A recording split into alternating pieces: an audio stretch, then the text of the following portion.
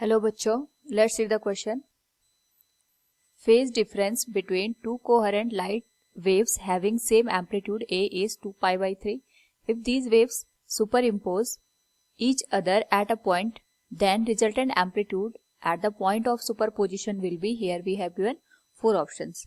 Now, to answer this question, first we will discuss here the key concept, and here the key concept will be interference of light. और जब हम बात करते हैं यहाँ पे इंटरफेरेंस की, superposition of two light wave, the energy get redistributed. Energy का रीडिस्ट्रीब्यूशन होता है और हमारे पास कंस्ट्रक्टिव और डिस्ट्रक्टिव इंटरफेरेंस का फॉर्मेशन हमें देखने को मिलता है. इस केस में जो रिजल्टेंट हमारे पास एम्पलीट्यूड होता है ऑफ द गिवन वेव, तो सपोज ये हमारे पास एक वेव दे रखी है जिसका एम्पलीट्यूड A1 के बराबर है, और दूसरी हमारे पास जो वेव है वो इस तरीके से मूव कर रही है, इसका जो एम्पलीट्यूड है वो A2 के बराबर है. दोनों सुपर इम्पोज होंगी, तो यहाँ पे इनका जो सुपर इम्पोजिशन डिपेंड करता है, एक तो इनके बीच का फेज डिफरेंस उस पर डिपेंड करता है, नेक्स्ट वो डिपेंड करेगा इनका एम्पलीट्यूड कितना है. तो जो हमारे पास यहाँ पे इन दोनों के कॉम्बिनेशन से नेट वेव मिलेगी या उसका जो एम्पलीट्यूड होगा, इसको हम यहाँ पे फाइंड आउट करते हैं by the vector summation of the given wave. तो जो A की वैल्यू होगी that will be the resultant. It will be given as square root of A1 square plus A2 square plus 2A1 A2 cos phi.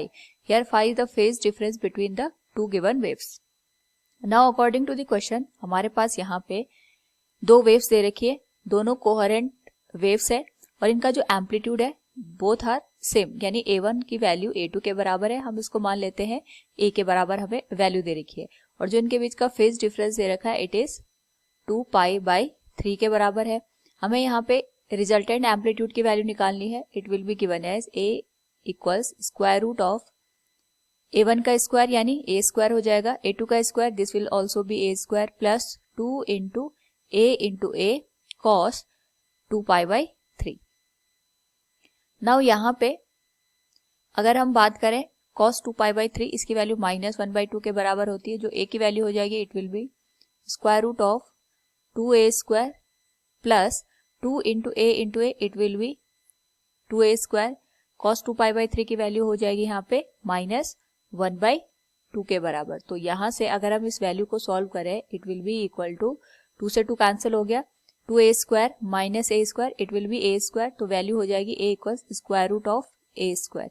यानी जो हमारे पास यहाँ पे resultant amplitude की वैल्यू हमें देखने को मिली है it is equals to A.